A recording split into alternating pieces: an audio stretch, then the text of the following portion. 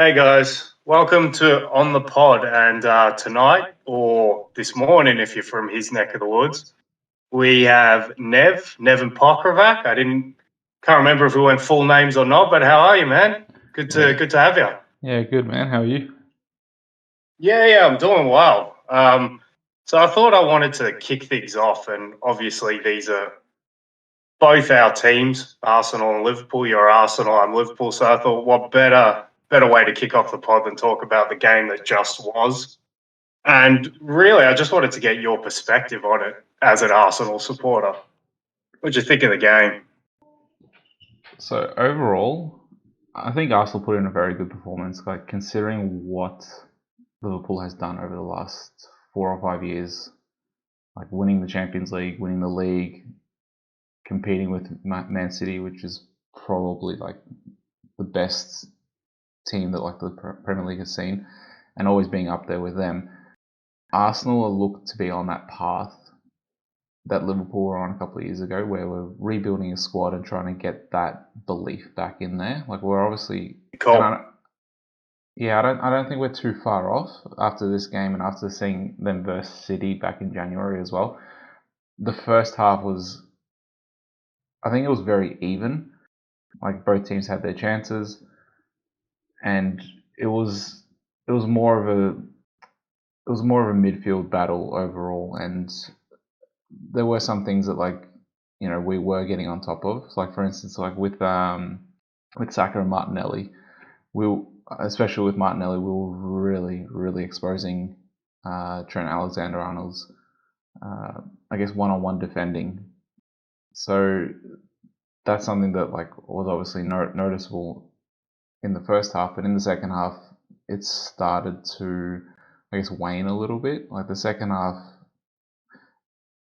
once you guys scored that goal, and I guess I'm going to put that down more of a goalkeeper mistake, because as a goalkeeper, you shouldn't be getting beat at the first post. No, absolutely. I agree. Yeah, so, and it's unfortunate that Ramsdale didn't do better with that, because he has been in absolute top form this whole season, and he has the best English keeper, I reckon, in the Premier League, or in the world, obviously. I think he should take Pickford's spot as the England number one. Absolutely. Totally agree. And then for the second goal, it came from, I guess, mental pressure as well. And it came from, again, two mistakes. The first one, we didn't clear our lines on the left side, and then you guys won it back. And then the second one, Saka tried to clear it down the field, down the line, and it was good. A bit of a jammy bounce on that one. It was great finish from Firmino, though. Yeah, but it was very good defending from Robertson. He knew that he wanted to get that favourable bounce, and sometimes as a player you can. You reckon he played for the bounce? I reckon he played for the bounce. It looked like it. Like he wasn't just trying to. It didn't look like he was trying to block it. And he's an experienced enough defender to know that Saka's trying to go down the line. And you can sort of gamble for that bounce, and he gambled and it paid off. So I think both goals came from, the first goal especially was a mistake. The second goal was, I guess, a minor mistake overall. What about Cedric's positioning in the first goal as well?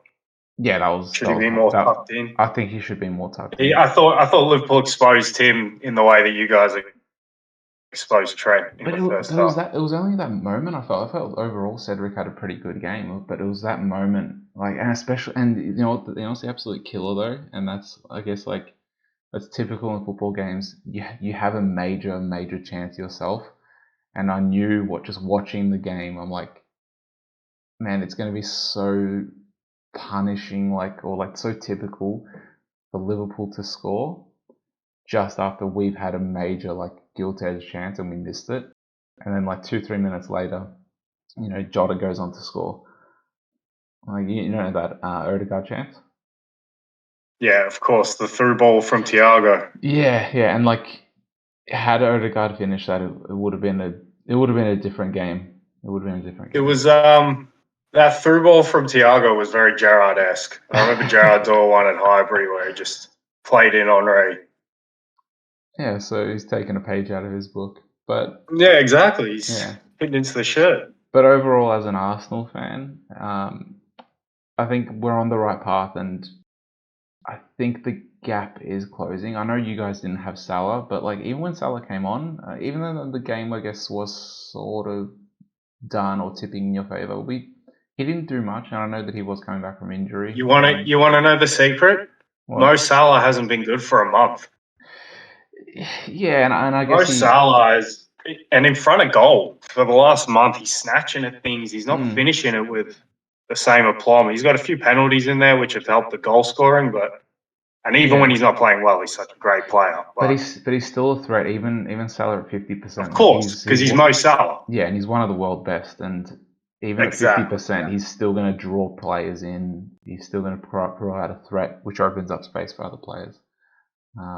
So I felt we dealt with him well, even though he might not be on form.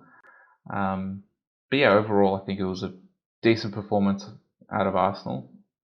It's just a shame that we're lacking that finishing at the moment. I guess the big team. So you go with the Arteta post-match statements. Yeah, the result did not.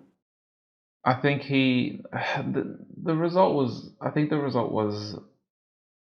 It was, from one perspective, it's fair because it's Liverpool versus Arsenal. You guys took advantage of your chances, but like what he said, where it was quite even box to box, but in the box is where the difference was. Yeah, and I think that's a very fair statement to make. So I want to, and I don't know why I've worked myself up to this point, but I want to hit back at the thought that Arsenal should be that happy with this result, because I actually thought, I know Liverpool's form in the league has been great, but they've been scratching out wins ever since that Norwich game, and I haven't been convinced with what they're doing in the league. So I thought this game, Arsenal in, what were they, second best form in the league, behind Liverpool? Yep. I guess City, before their draw with Palace, were reeling them off as well. But I just thought this is the time at home as well, and they haven't got a good result against. So they haven't got a good result against the big three, and the number is 15-1. They're losing against Chelsea, City, and Liverpool. That's nasty. But I thought they were there for the taking. And another thing why I thought they were there for the taking was because coming into it, since the start of Feb, Liverpool had played 12 games. Do you know how many Arsenal played? I think it was 6 or 7. 6, exactly half. And Liverpool were playing quarterfinals of the Champions League, and they just look like they're in the grind now. And this is where the grind begins if they want to win all those trophies that they got to win. But they look a bit tired. I think if I was an Arsenal supporter, they were. And I thought it was epitomised by Ramsdale's performance. They were a little bit deferential to Liverpool. They were like, we know how good you are. And they paid it a bit too much respect. And Arsenal, to me, feel like a team at the moment. And I agree with this being their strategy, but they feel like a team who can only focus on defending well. And they can't put together the going forward aspect of the game. And in the first half, I was so frustrated as a Liverpool supporter. They were playing so poorly, I thought, for Liverpool standards. I do give Arsenal some credit, but it's not like what they were doing was incredible in terms of their tactical press. They would get it back into the 4-4-2. The wide men were doing their work outstandingly well, and then they were trying to go, but they were a little bit too deep. And I just think Arsenal, while I agree that the gap is closing, by that performance against City at home was a good one as well. It's just, I guess it's really the level of Liverpool and City. That gap just feels, while it's closing, it's not significant. Because I just thought Liverpool were there for the taking for Arsenal. If I can just say, like, that's also like the mark of, I guess, a great team. Like, you guys can be probably like not firing on all cylinders, so like, you know, in third or fourth gear, and you can still grind out a result against teams that are trying to, I guess, compete for like top 4 or top 6.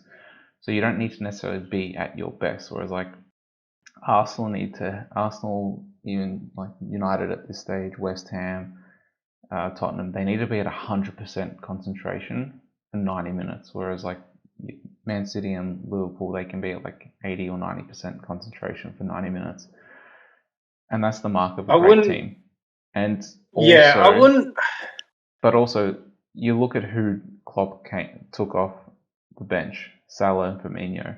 Look at who Arteta had. Like, yes, Pepe was paid 80 million for, but he hasn't really impressed week in, week out. Like Diaz, for instance. Like Diaz hit the ground running, and then like we bring on also Nketiah and Smith Rowe is still not 100%. He's still like. Hey, but we can't gloss over the fact that you did have Aubameyang, and Arteta never got along with him. But at the time, Aubameyang was captain, and he was probably Arsenal's best player, and then he fell off a cliff. So you had that striker there. Arteta could never just get him to work properly. Yeah, that Arteta Aubameyang situation. I think Aubameyang doesn't fit the system that Arteta wants to play. I know, and this is. But also the discipline and the culture that Arteta is trying to build at the club. It's not. Aubameyang doesn't fit that either. It's Guardiola-esque. Yes, yeah. He doesn't want to deal with the characters. He wants it all his way, and he'll get good technical players, good talents, but he doesn't want to deal with any friction with a character. You could also make that argument with Ferguson, though. He did to his credit, he did deal with characters, but once they got to a certain tipping point, he got rid of them. Yeah, but that's the difference. Ferguson had the characters there, and then he dealt with them how he saw fit when he had to. But then he got rid of them. Like he got rid of Keane. If that's how he saw fit, then he got rid of them. And Ferguson was the club at the time. Yeah, and he gave him a chance, and then I guess you can make the same argument for like Guardiola and Arteta. Like they give him a chance, but at a certain point, it's just not. Just give him the like. They're very quick to pull the trigger, though. Yes. Guardiola and Arteta. I remember the Ibrahimovic situation with Guardiola, only a season. So in there, you touched on it. Just how good City and Liverpool are. They're just a cut above, really. You can see it, and it just made me think of the last. Have we seen two teams in one league of this level play like this for 5 seasons? Pretty much each team had one season off, but for that long they've just been going at it. You know, you go to the first season where City won the title in 17-18, the Centurion. Unbelievable pace they set. And to the way Gabriel Jesus scored that goal in the last minute to get the 100 points at Southampton. And then and Guardiola always says it. He says this season, the proudest thing I am of this team is that they are able to keep going after all these years. And it's unbelievable because after that first 100-point season, they go 98 and they pip Liverpool to that title, which was the best title race you've seen in the Premier League's history, without a doubt. 98 and 97 points. That Liverpool team only lost one game the whole season. And they won the Champions League, and that was, for me, Liverpool's best team. That's where their balance was at its best between defence and attack. And I think that season paid homage to that. But City just went again and got 98 points. Unbelievable. Yeah, and then you go in and you go in and the next season, and then Liverpool go 99 points when City have their off season. Look, you haven't really seen anything like that in the Premier League. You could probably have you seen anything like it anywhere? The only thing I can think of is Real Madrid, Barcelona at the start of the 2010s. With Mourinho and Guardiola. Yeah, I was gonna mention that, and like I think even before Mourinho came in with Pellegrini, I think Pellegrini got to 98 points or 99 points, and Barcelona. Yeah, Pellegrini. Yeah, you're 100% right. So that rivalry, like when Mourinho first came in, like the second Galacticos era, like that lasted like four or five seasons as well, and they were just going neck and neck. But Barca and Real go neck and neck every year. Like it's always between them. Yeah. And that was when they were going neck and neck, and they were both at the peak of their powers as well. Yeah, like winning Champions Leagues. Yeah, but other than that, like in the Premier League, like what you had Arsenal United back in the late 90s, early 2000s, and then Chelsea came along. But you know, and that Chelsea team under Mourinho when he came in, the 04, 05, 05, 06, that was incredible. And that was still only 2 seasons. Yeah. And then they didn't really go again because Mourinho didn't last. So Klopp and Guardiola been able to stay there this long as well. And we have an actual manager rivalry. It's great fun. Yeah, it's bringing back the old days. But on the same hand, like back then, that like you had those races and those rivalries, but I don't think they were as dominant because like you didn't have teams hitting 90+ points. Like that's exactly what I was. Every season. That's what I was going to say. But that those back in there, I think a dirty little secret is none of Ferguson's Premier League winning teams were like this great, this level of great. The greatness was that he was able to accomplish so many of them over those years, but no one season. The only 2 that come to mind is obviously the treble winning season, because to win a treble is unbelievable. And then the 08-09 team with Tevez, Ronaldo and Rooney up front that went head-to-head with Liverpool. I thought that was a really good race as well. But that was only one season. But what I wanted to touch on was, like, now you have, like, for instance, with the bottom 3 or like bottom 4 or 5, they're stuck on like 20 points or so. Like, was the league more competitive overall from 1 to 20 back then, which is why teams weren't hitting 90+ points, or are Liverpool and City just so dominant that it doesn't matter what the middle of the pack or the bottom of the pack are doing, because they're going to take 6 points off them throughout the season? Like, for me, what's your thoughts on that? What's your thoughts on that? Yeah, for me, it's the latter, because you look at the managerial talent that you have in the Premier League, and you've had for probably the last 5 years as well in that time, and you always look at these players who play for like a Watford or a Southampton or a team like that, and they get transferred to maybe a Salzburg, who would kill it in the Austrian League, or they get transferred to a Napoli or a team like that, and then those teams are challenging for the Champions League in those leagues. But those players weren't even good enough for a Watford or something in the Premier League. So I just think, for me, and I don't want to sound like the English Premier League snob, but it's so clear how much stronger the Premier League is over any other league in Europe, especially this season. So for me, I have to say that the Premier League has gotten harder, and these teams are killing it. It's ridiculous. Yeah, look, I'm probably going to agree with that, but even like over the last couple of seasons, like the Premier League's been like since the arrival of Guardiola and Klopp, because you had Conte. Well, Conte's back, but like you had Conte arrive as well. Wenger was, I think, Wenger was still there when Guardiola came as well, but he was on the out and out. So like you have Tuchel in, so like you have all these top managers, like top managers who.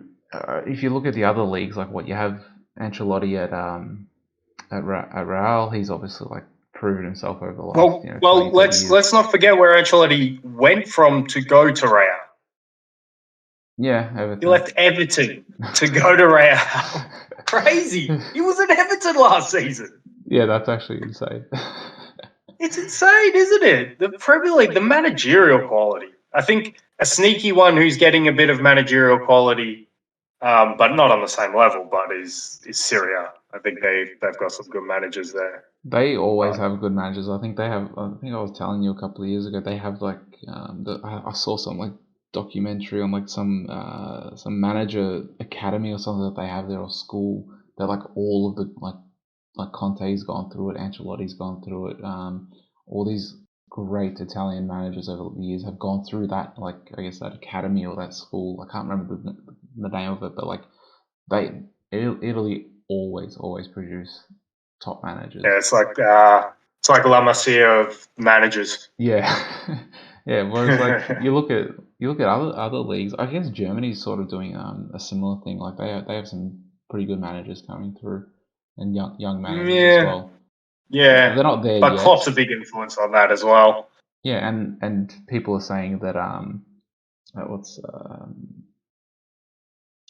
Ralph Rangnick, he's like the father of that, or he's like maybe, but I haven't seen him produce the coaching results or the managerial results. But I guess he's more of a board level influencer, I suppose. Now I wanted to go on and contrast the unprecedented play of City and Liverpool in the title race, which they're dishing up another treat this season. I don't think it'll be as good as the 98-97 point season, but it'll be close. Mm-hmm. But this race for the top four, are you confident where you are? Do you think Arsenal will stay in fourth place?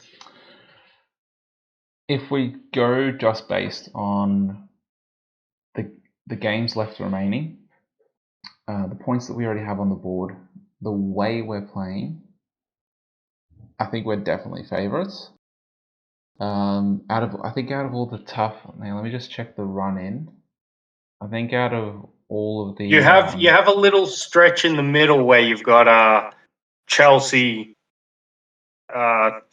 Spurs, and then West Ham. Is it? I don't think the Spurs game has been scheduled yet, but like we have Chelsea. We have Chelsea on the 20th of April, and then we have United 3 days later. So that's going to be a tough task. Oh, and then we have United and then West Ham, isn't it? Yeah, and then we have West Ham, but West Ham's on the 1st, so we have like a week off from the United game. So and that stretch of 3 games really stands out. Yeah, so if we can get a point at Chelsea, we have to obviously beat United and we have to beat West Ham. If we can overcome those 2 games against West Ham and United, and then also Tottenham, once that gets scheduled, you think you have to win them? I think they are must wins. Those must wins. Yeah, out of all the games, I think it's similar with City and Liverpool. You have to win all the games. If you drop any points, no. But and I fell into this trap today as well. But that's not the case with the top 4. The top 4, you don't have to keep that pace that City and Liverpool are keeping up the top. I don't know, man. I think because I think there's going to be more drop points. I think who knows what Spurs are going to do from week to week. True. I mean, West Ham, they've just come through a great European night, but they're going to exert themselves again in two more legs in the Europa League. Yeah. United, same as Spurs, who knows? So Arsenal, with that consistency against the lower sides, are looking really good. I agree with you there for sure. Yeah, but I think if we just go based on style of play, Arsenal are playing the best out of United, West Ham, and Tottenham. West Ham are playing, and then West Ham are playing the second best out of those 4.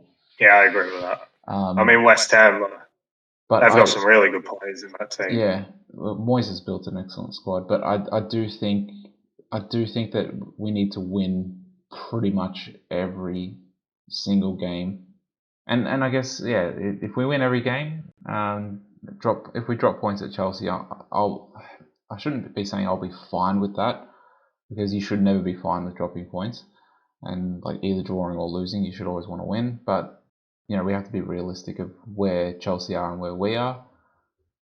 If we go there and get a draw, I think as an Arsenal supporter, I think you'll be fine with that, because Chelsea are taking points from the rest of them. I guess you'll be delighted. Chelsea at the moment, as it stands, are the second form team in the league. They've just quietly been going about their business.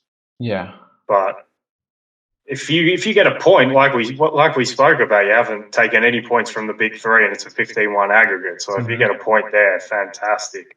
I don't necessarily think you have to beat West Ham and United. I think if you win one of those games, even if you lose the other game, that's not a disaster. If you get 4 points, I'd be very happy. 1 draw, 1 win, because, like I said, I just don't think that the teams in there are going to keep any kind of pace like we're seeing at the top of the league. There's going to be drop. It sort of reminds me of that race where Sarri was at Chelsea and Emery was at Arsenal, and no one wanted that top four spot. I think Pochettino was still there, but no one wanted it. And it's sort of, you look at these teams, Arsenal sort of stand out as the one who say, hey, we're the ones who want it the most, actually. Yeah, but I think if you look at it, like we had that, it wasn't really an overall poor performance, but it was a poor result at Old Trafford. If we drop points to United again, that's points. That's like out of 6 points that we could have taken against them. Like we've only taken, if we draw against them, we've only taken 1 point. So if we lose to them, we've dropped 6 points to a direct rival for top 4. That will be devastating. West Ham, we've already taken 3 points from them. So United, I reckon the United game is a must win. West Ham, if we get a draw, it's not fine, but in context, it's fine. But the United game is a must win. Otherwise, we've dropped 6 points to them this season. So say that Arsenal do finish in the top 4. Mm-hmm. Who are you looking to bring in next season? I had this discussion the other day with one of our friends, and I have had this discussion with you in regards to one specific player, and I know that this will probably get laughed at, either by not just by you but by everyone. But I'll make a case for it. Erling Haaland. So, go. All right. So I think he has a year left on his contract, and based on his contract, from what I've read, I think his release clause gets dropped to 66 mil at the end of the season. So any top team can play it. Like we paid 54 mil for Ben White, so 66 mil, it's nothing to us at the moment. So in regards to the transfer fee, we can pay the release clause. So that's done. You can't make any arguments against that.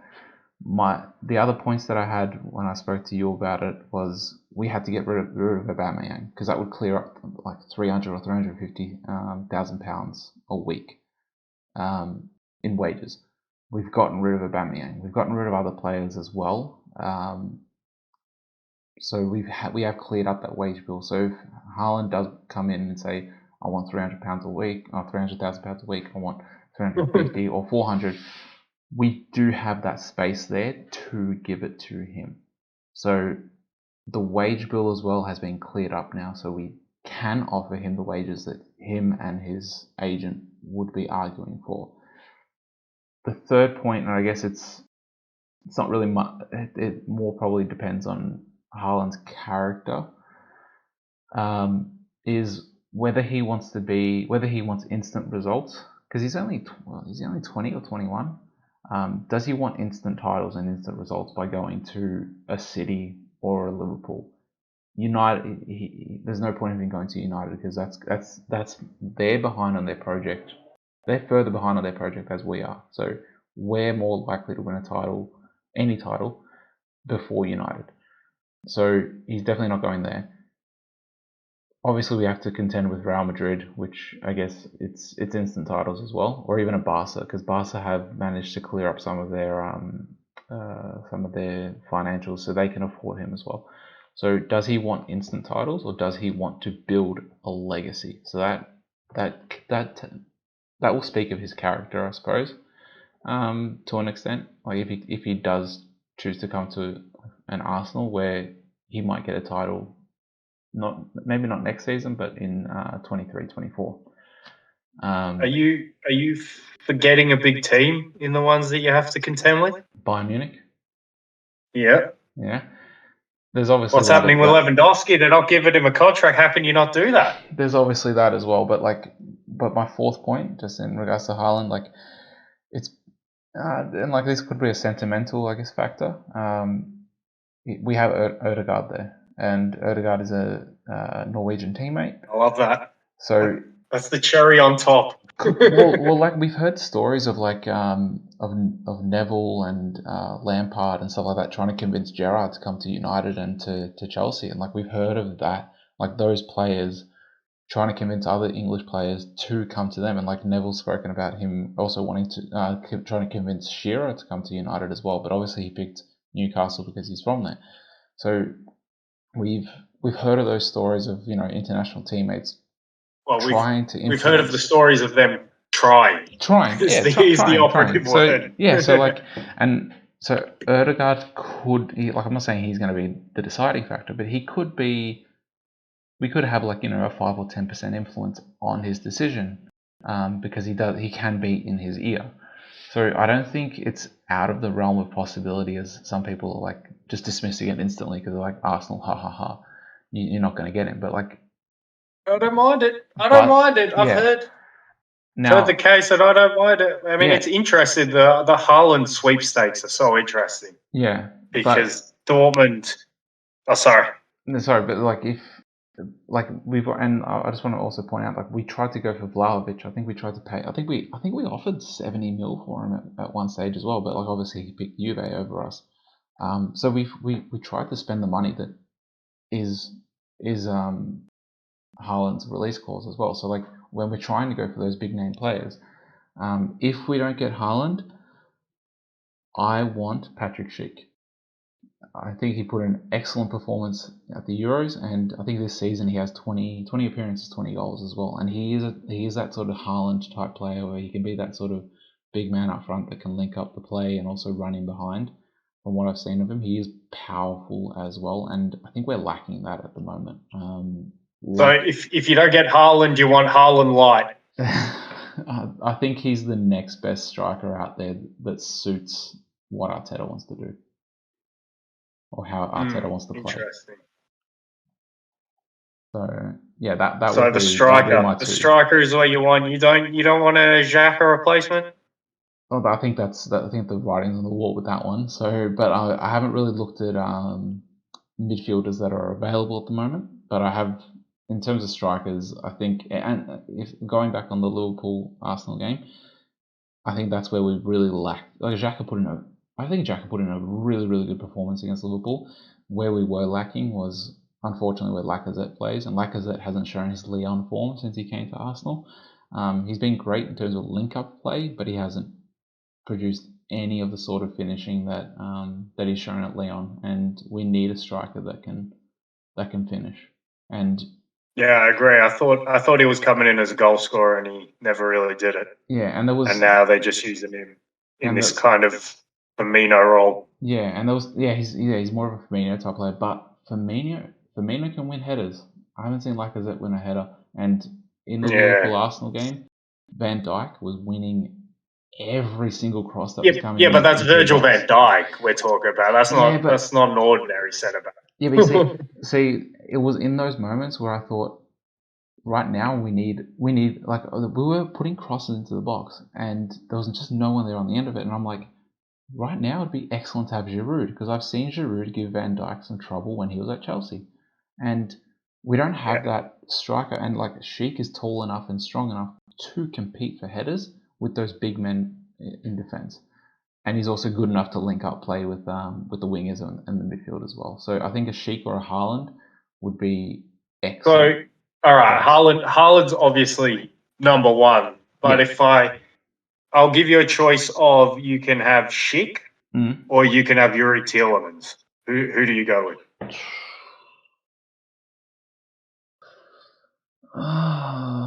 You're thinking about this one. I think we need Sheik more. And really? Lacazette's contract is up at the end of the season as well. Okay. Yeah, I think that's a fair point. The other position, I think, probably isn't urgent, but I would like to put, if I was an Arsenal fan, to see it upgraded eventually, would probably be the centre-back next to Ben White, so Gabriel's position. I think he's a good third choice, but he's not quite one of two for me. But it's not urgent. I think the centre-back pairing is developing very nicely at the moment. It'll pass. It'll pass for now. But if you want to really close that gap to the top two, I think that needs an upgrade. I think, and like this could be my Croatian bias coming in, but I wouldn't mind. I wouldn't mind actually. And like this, I'm going to say this like openly, but I think Joško Gvardiol for RB Leipzig. Leipzig, yeah. He's a Croatian. He's more of like a left-sided centre back. He can also play left back as well. So he can play along. He can play in a 3 or a 4, but he can play centre back in a 4 or in a 3. So he's like very versatile. He's only like 20 years old as well. He would be excellent. Like he looks like he looks like he has the build of a 30-year-old already at 20 years old, and I think he's going to develop into an excellent centre back. I wouldn't mind seeing a Premier League team go for him maybe at the end of next season. So not at the end of this season, at the end of next season, after he has like another year in Germany. So if Arsenal want to look for someone, I think. Well, I've also heard that Saliba in France is doing good things, and he's already your player. So there might be an option there. And I've seen a bit of him, and he looks a bit raw, but he looks nice and physical. Looks like he could be a good partner for Ben White, I think. Yeah, so like we have that as well. So that will be interesting to see if Arteta actually decides to use him, because I think the reason why he sent him out on loan, obviously because he's like 19, and I think he had an injury last season, so he only played like half of last season. So I think this is like his first full season after COVID and after the injury as well. So it's good for him to get some first team experience under the belt, and at Marseille as well. So you heard it here first. Erling Haaland to Arsenal this summer. It's happening. Keep my fingers crossed. So I want to now shift our focus to the Champions League round of 16 ties, and Erling Haaland's young adversary played in this game, or this tie. Kylian Mbappe played quite well, I thought, over the 2 legs. Mm-hmm. But what happened to PSG at the end of that second leg? I think it's just that typical mental breakdown that happens to them. And there's obviously, I think it's just that they just have that culture of breaking down. Like they've shown it in the last couple of seasons where when the going gets tough and players and like the other team starts to put pressure on, they manage to get a goal, they just break down. They just don't have it in them. It's like if things are going excellent for them, they are absolutely flying. Like those front three are full of confidence. They're front runners. They're a front runner team. Yes. You know, they're you know what actually broke my heart? Yep. Was to see Marquinhos be the player to knock that ball across the 18-yard box, because I think he's one of the best centre-backs in the world. I think he's a player whose commitment you can't really question. And when his head's gone, then you know PSG were just folding in front of your eyes. And what a finish. Benzema. We've got to talk about him at some point. But I want to talk about... Oh, sorry, go on. I just want to touch on... Did you think that was a foul for the first goal? I don't want to see it given as a foul. Okay? Technically, we can go and say it was a foul, but I don't want to see that given as a foul. The goalkeeper's made a horrendous mistake. Granted. He's been lent on by Benzema. He hasn't got it swinging his foot, but technically he's put his leg across him and lent on him. Mm-hmm. But I don't want to see that given as a foul. So I thought it was the right decision.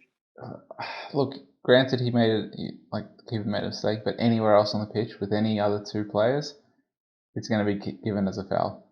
So I agree, but that's not anywhere else on the pitch. That's happened where it happened with the players that it happened with. So I think common sense prevailed, and I thought Donnarumma should have been punished for that mistake, and it wasn't so blatant that you had to give a foul. Yeah, I can see that, but if we're talking about the letter of the law, it's most definitely a foul. So, but yeah, again, it was a mistake by him, and like you said, he should be punished. So, That's why I'm happy to see it. To see it stand. We want to see goals, man. Come on. Yeah, true. And it set up that finish, which was unbelievable. I was even letting out little squeaks while I was watching it because I couldn't believe what was happening. That Benzema goal off the Marquinhos stuff clearance. But yeah, just the whole like 20-30 minutes after the first goal, like, and the pressure that Real piled on, like that's experience right there. Did you second half? Did you see Messi, Neymar, or Mbappe in the game? The only time I saw Neymar was when Luka Modric was speeding past him in midfield. I saw Neymar. I think I saw Neymar more than other players, from what more than the other two. But yeah, they were those front three were relatively quiet, and they just didn't offer much at all. And you know what I actually thought? Messi was extraordinary in the first half. The way he controlled the midfield and when PSG were in the ascendancy in that first half, I thought he was outstanding. And then I don't know if he touched the ball in the second half. But was that a breakdown of PSG's midfield, or was that just the front three not working hard enough? Well, eventually, it's one leads to the other. If that front three aren't going to work at all hard and like at least work in front of the ball, they just don't do any work. That's the problem with that front three. Messi stands there, Mbappe stands there. Neymar might do a little bit of work here and there, but it's showy work. It's not get in position work. It's I'm going to track back when I'm out of position work. It's like, well, I don't need to see that. Get in position a little bit quicker, and then you don't need to do that. But when those three aren't going to work at all, then the other seven are going to break down. The other seven outfield players. Yeah, 100%. It's just too much pressure, and Real are a good side. They're an excellent side. They're full of experience, and they also have young players coming through as well, which is good to see. So you said it there. You said both things that I wanted to talk about right there in the experience and the youth.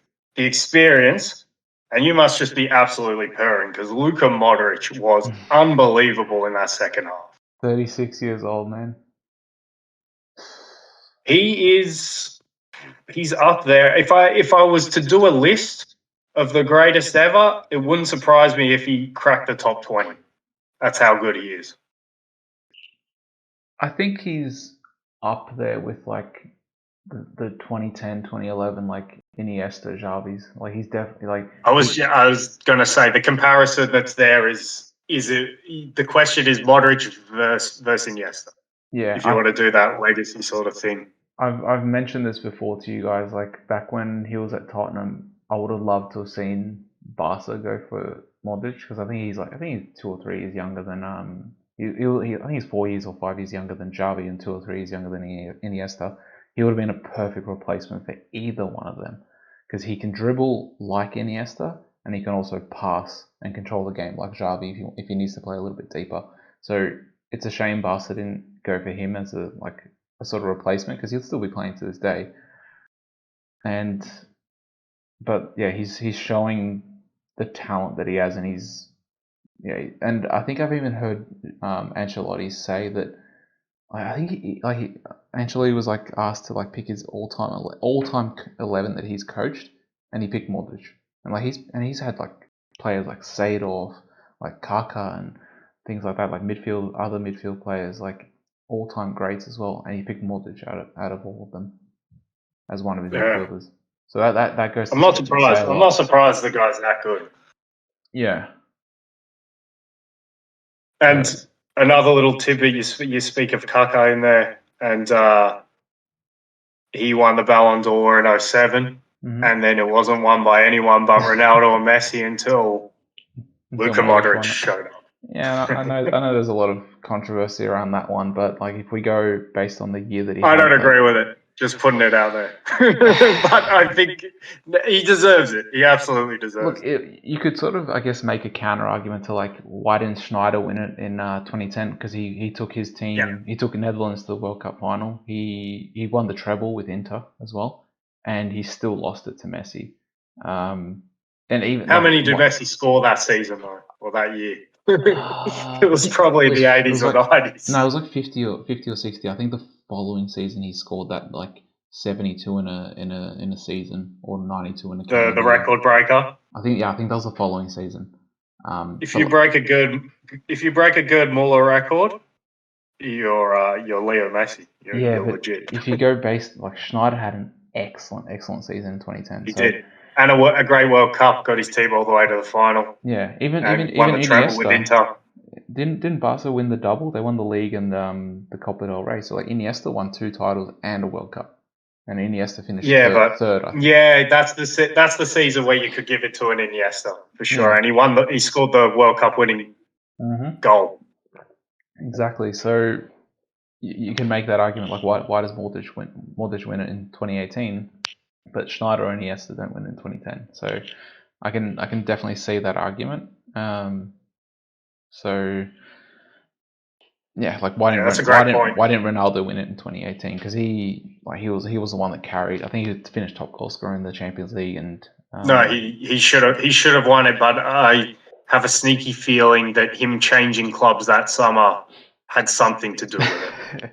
Yeah, Perez just stuck the knife. I wouldn't put it past Perez. Yeah, me either. The other guy, Karim Benzema. Wow, I wanna paint a little picture of what Karim Benzema's next 8 months, maybe less, 9 months could look like.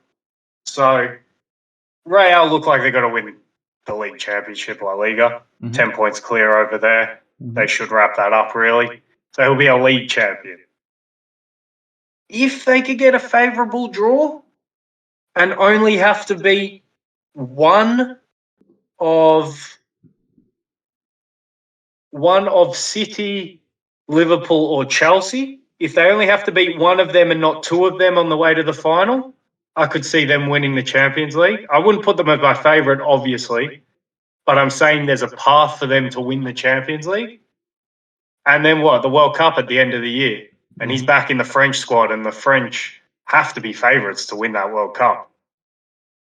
So if he could have, and I know I'm probably pushing it with the Champions League, but obviously the league is already nearly won. And the World Cup, I think, I can't remember a time where I would be more favoured on a team than France going into this World Cup. And if he could be a key part of that, well, we're probably looking at least top 10 player of all time.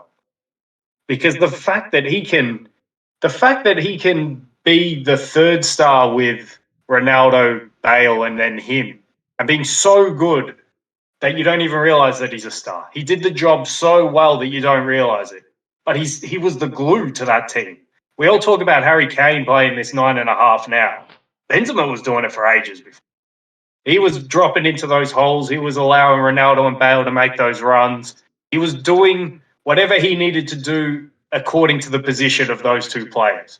So to be able to do that, and then if he can somehow manage a World Cup or a Champions League or both in these coming months, to be the leader of those teams, you can't see many players doing that.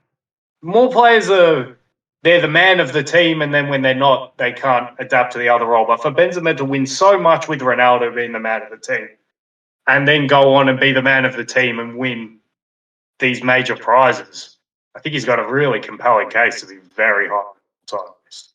Would you say that he should win the Ballon d'Or if Real win the Champions League, and let's just say France make it to the finals, but let's say they don't win, or even if they win, but like they make it to the finals of the World Cup, but he's top goal scorer of the tournament.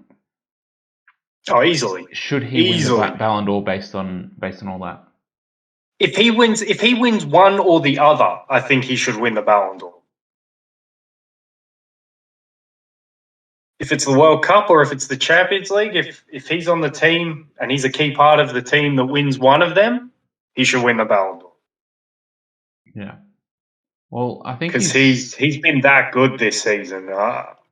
He's really unreal, and he's definitely showing the form that like from what I saw from when he was back at Leon like 10 11 years ago, like that not just playing for the team but also finishing as well, and just visually he's slimmed down a lot. Like he's taking his fitness extremely seriously as well. Like you always notice that with the players who have great seasons. I remember Suarez in 13-14. He slimmed down so much for that season, and that was still one of the best individual seasons I've ever seen from a player.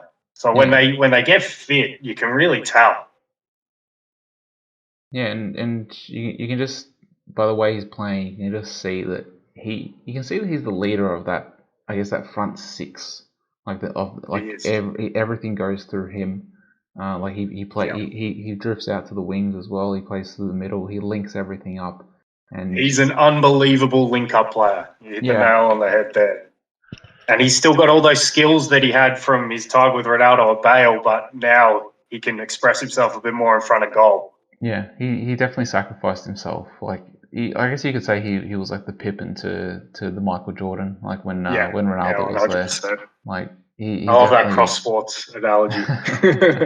Yeah, like he definitely facilitated like and allowed the players around him to be, especially Ronaldo was obviously the main beneficiary of that, but and you can see that now, like even though he's banging in goals, he's allowing like Vinicius to shine as well, like alongside him. And good segue into the next point, the young guys, and Vinicius, who I've been on since the quarterfinal tie against Liverpool last season. I thought that was his coming out party, and he announced himself on the European stage. I think he could have been more clinical. Technically, he wasn't perfect, but the pressure he put on with his running was instrumental in putting that pressure on that eventually cracked PSG.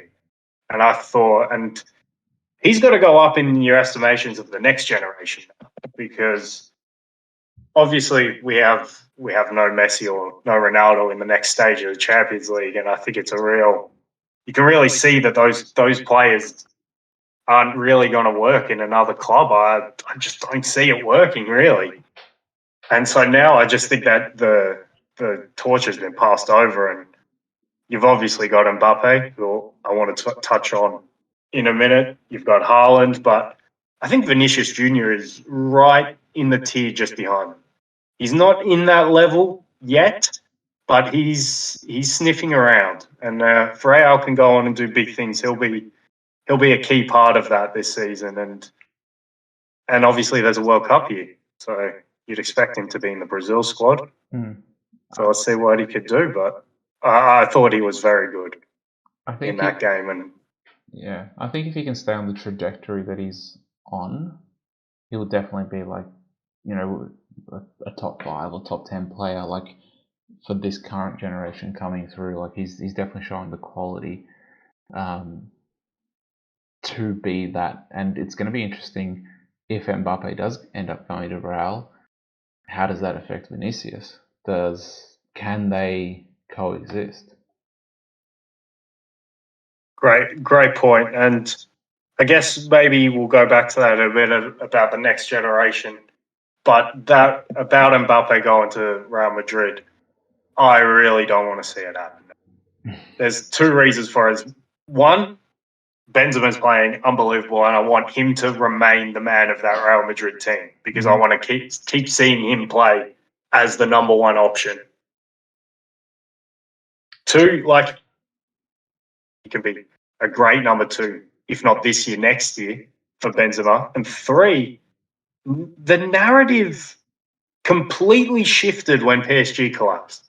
Because when PSG were on top and when Mbappe was killing it, he was going to walk into Real Madrid next season as the man, the undisputed man. But now, if he goes to Real Madrid now, do you reckon Benzema's looking at him and saying, he's the man, he's better than me? No way. I knocked this guy out in the round of 16. I scored the hat-trick. He's not the man, I'm the man. So I want to see him stay at PSG and turn that thing. And that, for me, will show what kind of character he is. He can get all that money that they're talking about. Maybe he can set up some things. like Marcus Rashford, but just be 50 times the player that Marcus Rashford is. But I think that flipped the whole narrative. Before he was going to walk in, I knocked you out. But now these guys are competitive. I don't think Benzema's going to relinquish that to Mbappe after what he's just done to his team. The only issue or counter argument I have to that is Benzema's age, because I think he's already hit 33. But the problem is he's playing so well this season. Is it just going to fall off a cliff? Yeah, but how many more seasons does he have left in him at that level? Like 2, 3. So you reckon you go through that rocky season with those guys, maybe chemistry issues, but then you've got Mbappe for the long haul. Yeah, because Mbappe's 21, 22, so you have him for the next 10 years or so. So yeah, you're going to get his prime if he ends up staying at Real for that long, if he doesn't leave after 3 I guess the question is, what's the competition out there in the market? Does Mbappe have his heart set on Real Madrid? Man City going to come in with an offer? So if there's no competition, I think Real can maybe even hold off for another season. Well, as a player, the question is, do I want to play for Guardiola or do I want to play for Real Madrid? So do you want to play for the club, the logo, the legacy, the brand, or do I want to play for the manager that will help take my game to a whole new level, that help develop players like Messi? Who else did he have? He's had so many other players help develop Iniesta and Xavi even to a whole new level. Philipp Lahm also in Germany. Well, the question is strikers now. Yeah, do you think he was him to like a midfielder? So he's helped develop and take players that were already good or great to an even further level. So does Mbappe want to play that's for what coach? That's what I wanted to ask. Do you reckon he did that with Lewandowski in his time at Bayern? I think he might have helped with his link-up play.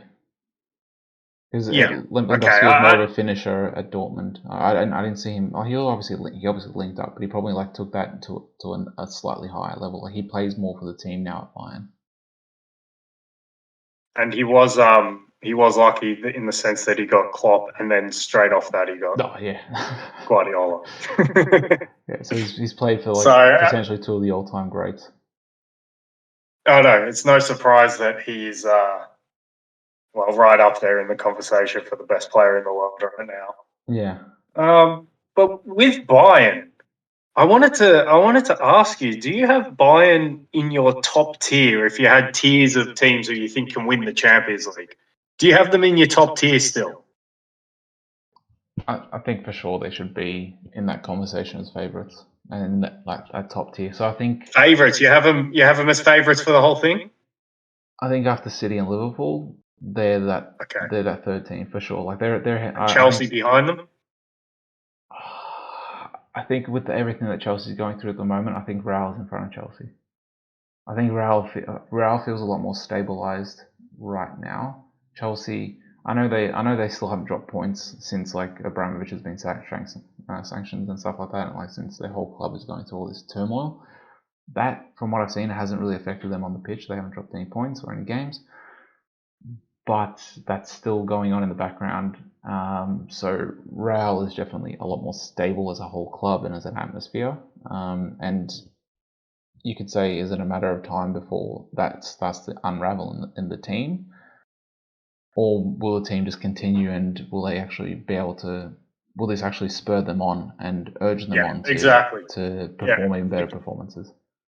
The counter argument, the siege mentality that you can create from what's going on at Chelsea. It's interesting, but Tuchel's a good enough manager, and that team's full of professionals that if I saw it going one way or the other, I could probably more see it, the siege mentality. But obviously it depends. The main thing I think is crowds. What happens with crowds is still playing in front of nearly full stadiums or not. But I still see what you did was you put Real up into or closer to that top tier, whereas I actually bumped Bayern down. I don't know. I'm very touch and go whether they're still in my first tier with Chelsea, City, and Liverpool. They're probably just clinging on, staying in there. But I could easily just bump them down and put them not all the way down with Real Madrid, but only just a bit above them, and not quite in that City, Liverpool, and Chelsea tier. Because I just think the balance with this Bayern team isn't quite right. You've got Sula who's trying to keep it together at the back, and he's going to Dortmund next season. So where exactly is his head at? I think he's a professional. I think he'll continue to play, but is that percentage point, that decimal point of a percentage that you miss out on because his head's already at Dortmund for next season? And then they played the game on the weekend against Hoffenheim. I saw the lineup. They had Pavard and Hernandez either side of him. That's two fullbacks. So you're playing a three at the back with two fullbacks playing as the other centre backs, and then in the midfield you had Quebec and Musiala. I just don't think they have that shield either in the midfield. And Quebec's a player I think is great in central midfield, like a really good player, but he's next level when he plays right back because he does things that other right backs can't do, and he offers more in that position. And I would have preferred to see Bayern go for another midfielder in there, probably, and put Kimmich back at right back because I just prefer him there. Yeah, I'm not buying that balance. Just doesn't quite seem right. They're very top and heavy. I've noticed that people want to zag and go to Bayern as their pick. It might still be the right pick because they've got Lewandowski up front and they've got the quick wingers. Koeman's having a good season. Gnabry's always a threat. The cheeky one is Muller's not playing very. And that could be of concern. And I think they desperately need Goretzka back in the midfield as well. Yeah, where's he's been injured, hasn't he? Yeah, I think so. Yeah, and why didn't Upamecano play on the weekend? That's an interesting one. And that's another one. I don't think he's quite worked out. I don't think he's bad, and he might take a season, but he hasn't hit the ground running really. So Bayern, I just have a few questions about, and that's why I think they're clinging on to that top tier. And Lewandowski's obviously a huge part of that. Yeah, and I think with Nagelsmann, like he's obviously a great coach. I guess you can say he's a coach in the making, sort of a similar vein to like an Arteta or a Gerrard or a Xavi at Barca as well. And sorry, it was Klopp's Liverpool that went up against him last season, and that wasn't even a full strength Liverpool, and he got knocked out in the round of 16 with that Leipzig team. So he is no doubt a coach in the making, but he's not there yet, and he'll still might need to learn a few lessons along the way. Yeah, so that probably really depends on the draw that Bayern get. Like, are they going to get a favourable one, or are they going to end up getting like a City or a Liverpool straight off the bat in the quarterfinals? That is an interesting question. But I feel when you're one of the favourites, should we be talking about the draw, or should we just be saying we're one of the favourites and whoever comes our way, we're gonna roll through? Yeah, but sometimes you can get the final, like what should be the final. You can get that in the semis or in the 100%. So, like if Bayern get like a Benfica or something, like they should, they're expected to walk into the semis. But if they get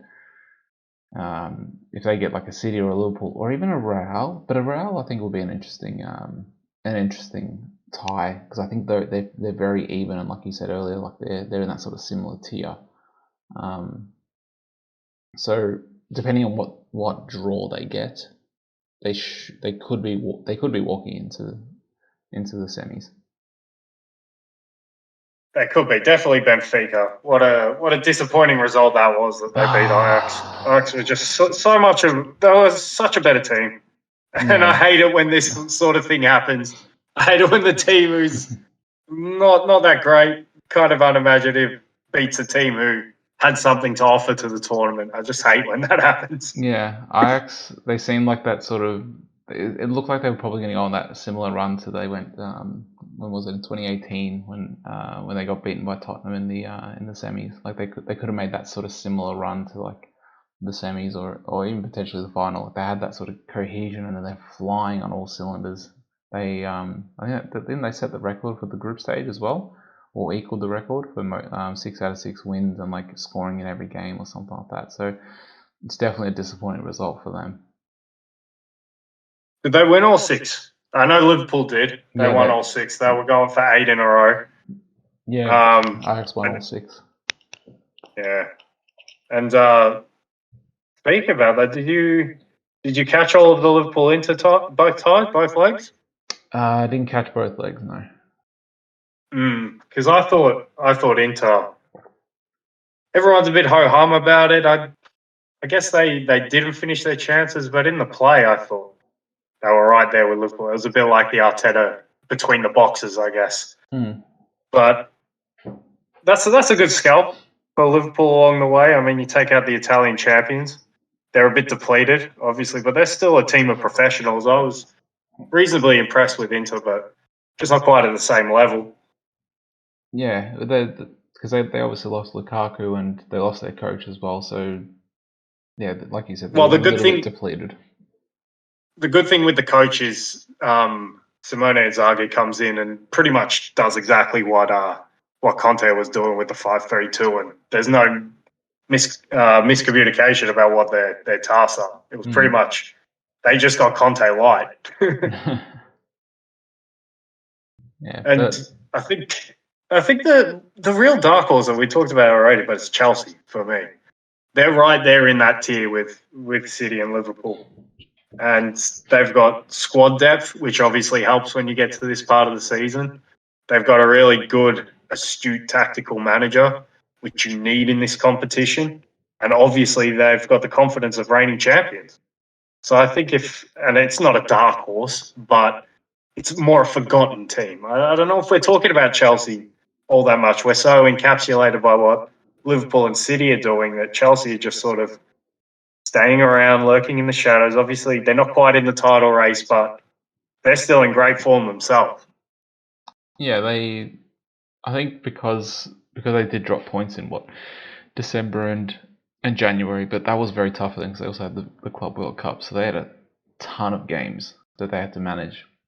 But because they dropped points around that time, that's why we're not really talking about them anymore, and they're just sort of because they're in that sort of that void, that sort of black hole space where we're not talking about them because they're not challenging for the title. They've already pretty much secured top 4.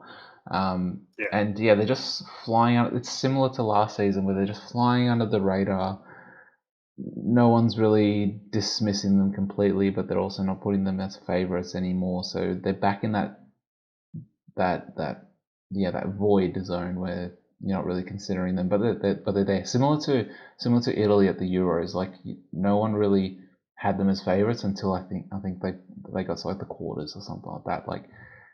Like people were just they were just sort of doing their thing in the background while your Englands, your Frances, your Belgiums like just went about their business. So it's one of those things.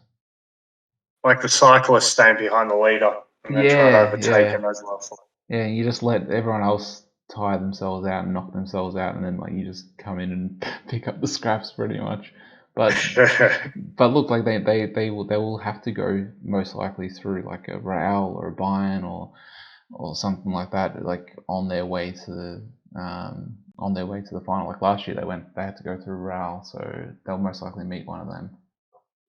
Well, that's another thing they've kind of got that psychological advantage over Real as well, beating them last season. So I think Chelsea Bayern would be a really interesting tie. Yeah, that I think would be pretty interesting. Yeah, definitely.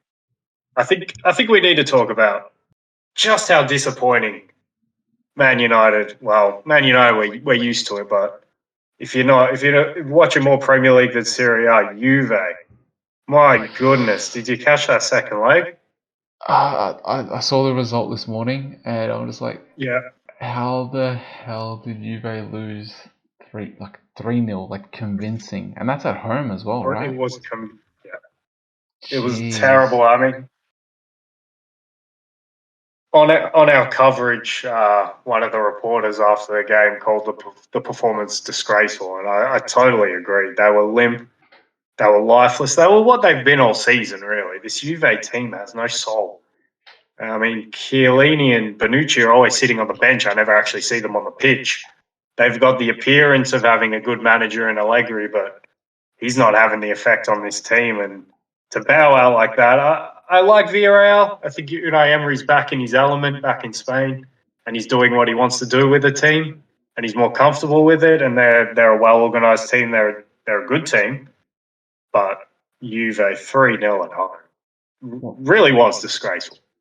Well, Villarreal won the Europa League last year, so like they already have that team has that sort of that winning mentality, and like they have the title in the bag. So, and yeah, Emery knows how to navigate, I guess, these knockout competitions. But when the games that I have seen throughout the season of Juve, they just lacked something. Like they were slow. There was just something missing. No hunger. And yeah, like you said, no hunger. I think that's the best way of putting it. And yeah, Allegri just hasn't got them firing. He's not a project manager. He's I manage the talent. And right now the talent just isn't there. Yeah. He's got some good young players. Chiesa and Vlahovic look like good players, no doubt. But I think Chiesa's got a serious injury at the moment. Chiesa, but I don't think. Yeah, Chiesa is that hunger. Like he runs. He would be. I think I've spoken to you about this. He would be perfect for Liverpool. Perfect. Fit the system. Like he'd be a perfect replacement. Well, we Mane, already got Luis Diaz, who's Colombian Chiesa. So yeah, but I watching Chiesa like for Juve and also especially at the Euros, like he impressed me so much, and he would be a perfect, like, I reckon, replacement for Mane.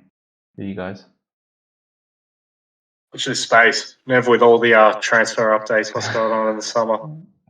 Yeah, but I don't see Chiesa leaving Italy. No, definitely. Liverpool have so many strikers. They need to sell a Firmino or something like that to open up the space. Yeah, exactly. And I'm actually happy that Atletico got through because they are Spanish champions at the end of the day. They know how to frustrate. I'm probably going to eat my words. We're probably going to get drawn against them, and they're going to do our number again on us. But I would have rather see them go through than United, because United just shamble. They don't play with any really distinguishing pattern to their play. They're not fun to watch. United have just been this for so long. The best football I saw United play actually was under Solskjaer. Some of the tactical performances against City, when Solskjaer would somehow just do a number on City most games. The split strikers and stuff like that, I thought that was the most exciting tactical football and counter-attacking football, but they just regressed straight back to what they were a couple of seasons ago under Mourinho, and I don't see anything from them. Yeah. What are you watching when you watch United? I think had they have gone through, I think it would have been a stain for football, because it would have been like it.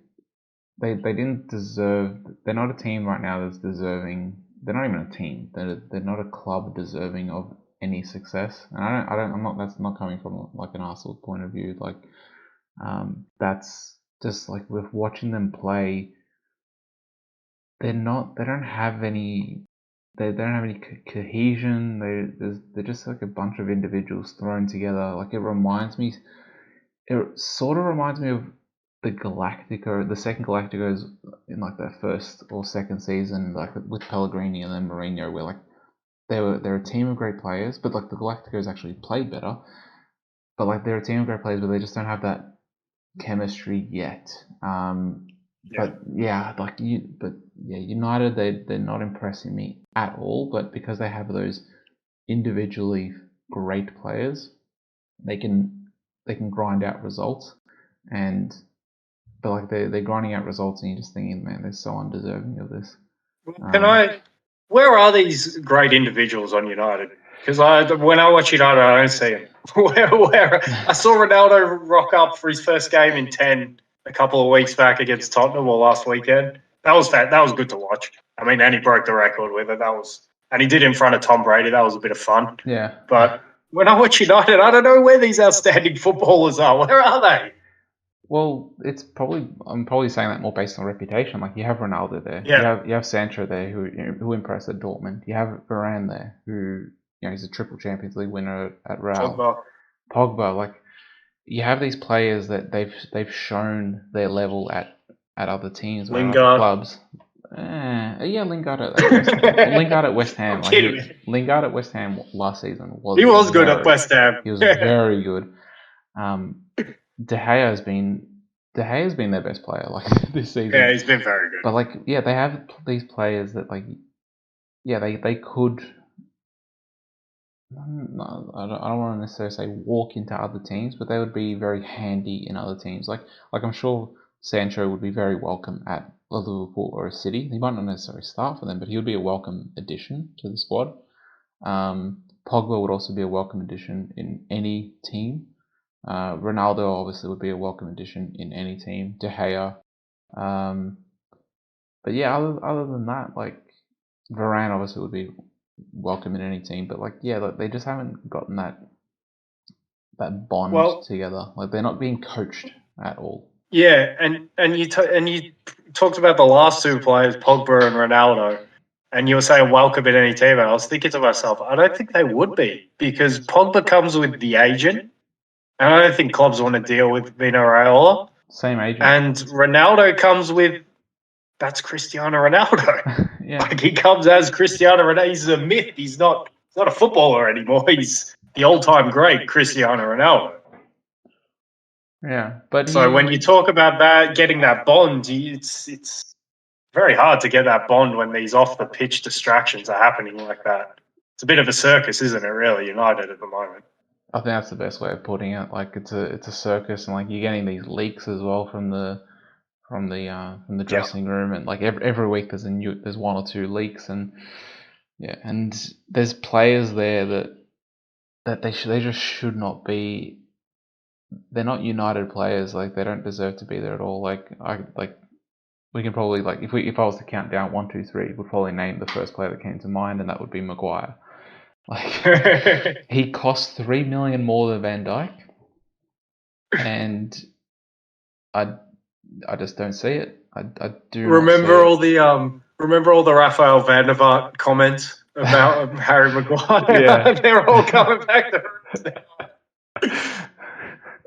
But yeah, every week, obviously, we never became professionals or anything like that, but when you just watch a player and you watch a player and you just question, how the hell did I not make it as a footballer? And the last player to give me that or to question that was Fellaini, again a United player. You just watch some of these players and you're like, why am I not at least playing in Championship or something like that, or one of those lower leagues getting paid a couple of £1,000 a week or something? But this guy's getting paid, £200,000 a week, and he's just horrid. I'm not going to go that hard on Maguire, but 80 million for a player who can only play in a back three. 3 million more than Van Dijk. Back three. Sorry? 3 million more than Van Dijk. More expensive than Van Dijk. I know. Yeah. And that price tag is the kicker. I don't think he's awful when he's in better form than he is at the moment. I don't think he's awful. But for 80 million, seeing that. Yeah, mate, look, maybe I did go in a little bit hard, but I think at the moment... at the moment, hey, I'm here for it. I'm here for it, by the way. Yeah, at the moment, I think it's... I think he's deserving. But, you could probably go in hard on any one of those players, and it would be justified, to be honest. United, as we agree, is a bit of a circus at the moment. I guess, just to finish our little European section, I guess I want to touch on the Barcelona project. The Europa League tie this morning, they beat Galatasaray 2-1 away from home in a hostile environment. And I'm intrigued. by what Xavi's doing at Barcelona. I like watching Barcelona. I think there's distinct patterns of play to what they're doing to their shape out of possession and then what they do in possession of the ball. And it looks, the good thing is Xavi looks like he's actually been watching football and still watching top European football and not stuck in the old Barcelona way. But the way he comes in and plays, he's the big thing what Guardiola teams don't do anymore. They don't rotate the fullbacks as much in their play, and the fullbacks are much more set. But that gives them this defensive solidity that we've seen from Guardiola teams. And I saw it exactly the same in the tie this morning with Barcelona, where it was the front. Well, the central midfielders went and joined in with the wingers and the striker, and they made the front five. But the fullbacks didn't overlap. They looked to support from behind, but they weren't leaving their position. They wanted to be defensively solid. So I like that. And you look at it with the signings as well, with Aubameyang and Adama Traore. He's not stuck on that certain profile of what a Barcelona player was back then. He's willing to adapt. Mm-hmm. He's willing to adapt the play a little bit more as well. And we see it in the results since he's come. He's done a fantastic job, and they're third in the table now. And also had to come through these two pretty tricky Europa League ties, one against Napoli, who are a good team this season, a really good team. And now Galatasaray with the hostility of that environment. After being 0-0 in the first leg, they had to go there and win it. And they did. So I'm really impressed and I'm really intrigued to see what Barcelona are going to do in the future. Yeah, it's night and day compared to like where they were to where they are now, and you can see that Xavi has had an impact on the style. Like I can see a style of play at the moment with Barca. They don't. He doesn't necessarily have the personnel there to compete with like a Real or even other top clubs in the Champions League, but there's definitely a system there that he's building and the players are playing around, and that's something that I haven't seen for a while at Barca, at least since Enrique was there. So he's definitely had an instant impact, and I'm going to compare Barca's project to Arsenal's at the moment. Like it seems like they're on similar trajectories or on similar paths in terms of having to rebuild the culture of the club and also develop or implement a style of play at the club as well. Barca, I think, will have an easier time because it's Barca, and you can, like I said, you can automatically see that they're on the right path. They just, and I think Xavi's going to bring in a lot more of these Barcelona B players and academy players, which they were just selling for 2, 3, 4, 5 mil a couple of years ago, because from top down, the management was just horrific of what they were doing. Like they weren't bringing in any youth; they were just signing players left, right, and center for 100 mil plus, giving them, giving them these massive contracts, and they've shot themselves in the foot. To be fair to Xavi, it's a lot easier to put in the youth when the youth is Pedri and even Gavi. But Pedri is the heir apparent as Iniesta, isn't he? He's fantastic. But they were already there. But like, I guess the next step is to like bring in someone from the Barcelona B that's going to replace Jordi Alba, and also that's going to replace Piqué as well, because they're already 30 plus, and also Aubameyang's 30 plus as well. So he's probably going to come in for a season or two to help steer the ship. Yeah, Aubameyang doesn't look like a long-term solution. Yeah. Jordi Alba, I think he's still got seasons in him the way he looks this season. I think he's still one of the best left-backs in the world. He's fantastic. Piqué, a little bit more hit and miss in his older age, they might need. But see, Piqué needs to keep playing because the problem is he plays next to Eric Garcia, and Eric Garcia is terrible. Like, I have seen nothing in all the games I've watched, and I watched a few at City, and I've watched a few at Barca, and I've watched a few for Spain, and every time I watch him, I'm super underwhelmed by him. He just does not look like he's not strong, he's not physical, he's not imposing, and he's not particularly great on the ball either. So what's he there for? I don't get. They need an upgrade big time in that position. Or they need to make things right with Umtiti or Longley or get them back in. But Eric Garcia, I'm always super underwhelmed by him. Well, he is only 21, so let's give him another year or two. If he was 25, 26, I'd be probably a bit more hard. I've given him the Maguire treatment. yeah. I think you went a little bit too hard on him, but I think maybe he will start to develop a little bit more. And didn't he come in through the Barca Academy as well? Yeah, I think he was did, at Barca and then went to City and then went back to Barca. Yeah, he did. Kind of like the PK, but blue half. Yeah, exactly. Yeah, so let's see if he does develop into the player that I guess that he should be. I'm not holding my breath. And finally, I guess I was shocked by this result, but I shouldn't be because West Ham are a fantastic team, but they knocked out second place in La Liga Sevilla. It was a really good atmosphere at the London Stadium, a big night for West Ham, and it's good to see them get over the line because I think they deserved something for how good this team is and the collection of players they have, and I fully expect them to be decimated soon because they're that good, especially Declan Rice is what a footballer, what a player, one of the best midfielders in the world at the moment. Yeah. And I compare him a little bit to N'Golo Kante in the sense that he's that midfielder who can do the job of 1.5, maybe 2 players in there. He can run for 2 players in there, and that's such a valuable thing because all of a sudden you can play 2 players in midfield and not get overrun in games. And so I think for a team like United, he would be a really high priority. I don't think I want to see him go to United, but it would probably be the best team for him to go to. And he's another leader, but I think he could come in and command respect, unlike Maguire. We're back on that train. Would you... Back on that train, just bashing Maguire with the club today.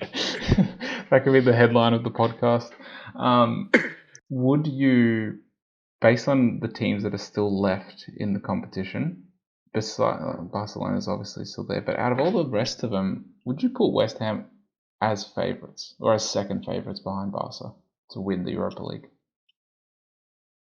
I'll just read out the teams that are there. You got go on, do that. I'm pretty sure RB Leipzig are going through automatically because of the Russian sanctions. So you got Leipzig, you got Barca, you got Atalanta, you got Red Star, no, they won actually, but Rangers go through.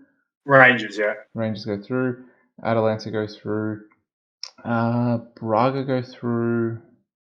Eintracht Frankfurt go through. West Ham go through, and Lyon go through. So I guess Lyon is the only. Lyon and Atalanta are the two that would be close to West Ham. Maybe Atalanta are a little bit above West Ham because they have a bit of European experience. Mm-hmm. But apart from that, it's wide open. I would put West Ham obviously not favourites like Barcelona, but they've got a chance to be the first of that next tier. Yep. I'd probably still just put Atalanta just above them, but this West Ham team is really good. Be interesting to see what they prioritise, and obviously we have a big game coming up this weekend, and they've just won this really emotional tie to get through to the quarterfinals of the Europa League, and so it'll be interesting to see where their priorities lie for the next round, and who they draw. Obviously, is a big part of it. Yeah, don't want a Barcelona. Yeah, do they sacrifice the top 4 for the Europa League? That's the question they got to ask. Yeah, because with either of them, you get Champions League. Exactly. So that's an interesting something to follow in the coming up for West Ham.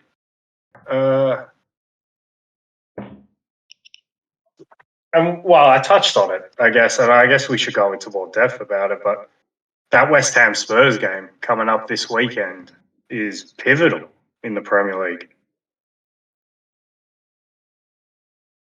I'm just coming to it now. Wait, when does that happen? That's on Sunday night, I believe, 21st. Yeah. That's going to be a big one. And that's at Tottenham as well. Yeah. And the question is, can Tottenham put 2 performances together back to back? Mm-hmm. Can they actually do that for the first time in who knows how long, and what kind of toll this win over Sevilla in the second leg has taken out of West Ham going into that game. Well, I guess the benefit there was that West Ham didn't necessarily need to travel to Spain, so because they're playing at home, so at least they don't have to. But it went into extra time, and it was They were celebrating like they'd won it, which I'm not going to take that away from them, but you could tell how emotional the night was. Yeah. So will that give them that kick on, or will they just be absolutely, depleted of energy for the Tottenham game? That's going to be an interesting tie, definitely. Always counter arguments to you could take one side or the other with things like that, can't you? Yeah, because you do have play. Every player reacts differently, I suppose. Like I've heard them speak differently. Like some of them are like, like after 2 or 3 days of rest, I'm fine to go again.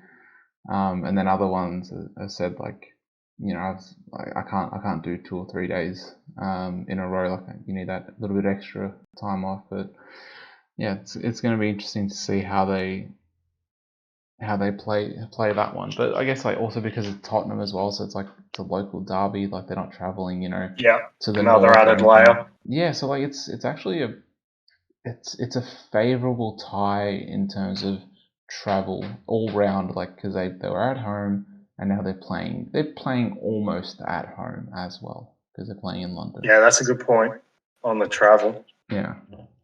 Do we agree that the loser is out of the top 4 race? By the way, I'm not sure I believe that statement. But I'm not sure I believe that statement because like right now it's only like both of them are 3 points behind Arsenal. I think it depends also how the Arsenal Aston Villa game goes. Yeah, I wanted to get to that next. Yeah, so it's a must win for both of them. That's definitely for sure. More so because of West Ham because they've played all their games. Like they played 29, Tottenham played 28. So Tottenham's have that game in hand.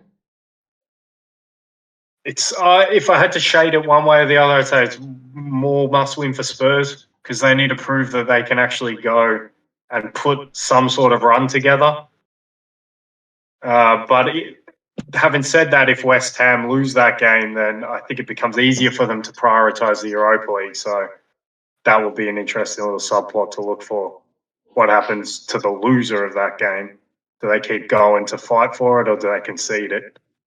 But like you said, I think that ties into how crucial this Arsenal bounce back game is against Villa. Away from home, I believe, on the weekend. Yeah, it's definitely a crucial game, like for both in terms of top 4 for like both Arsenal and also Tottenham and West Ham. It's a shame that the United Liverpool game was postponed because of the FA Cup, but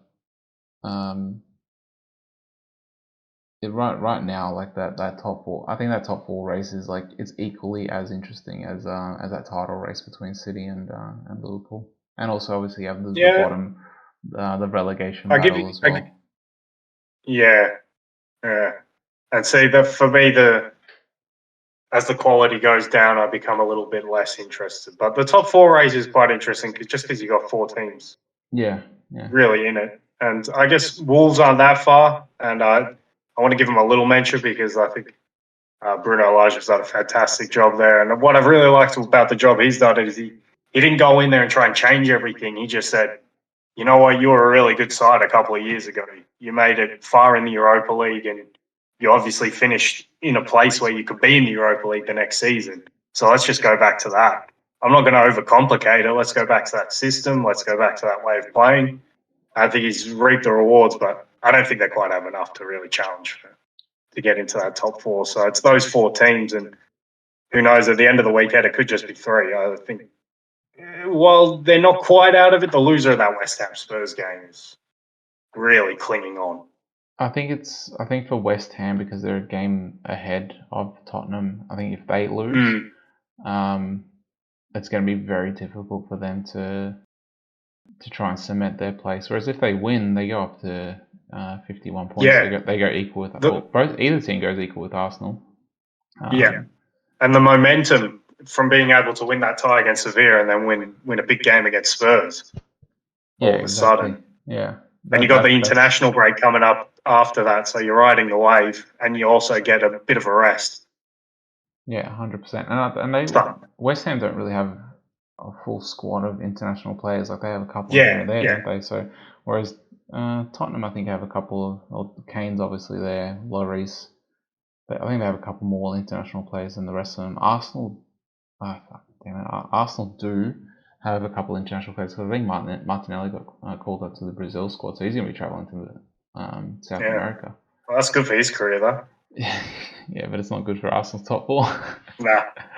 Yeah, but there you go. It's definitely going to be every weekend is going to be an interesting clash. And I think that sums it up perfectly, and that's a good place to leave this conversation. Nev, it's been a pleasure. Thank you very much. Let's talk again soon about all things football. 100%, man. I'm looking forward to watching the games on the weekend and maybe touching base and seeing what you thought of all them next week. Yeah, awesome, man. Thanks a lot, man. All right. Take care, dude. Bye.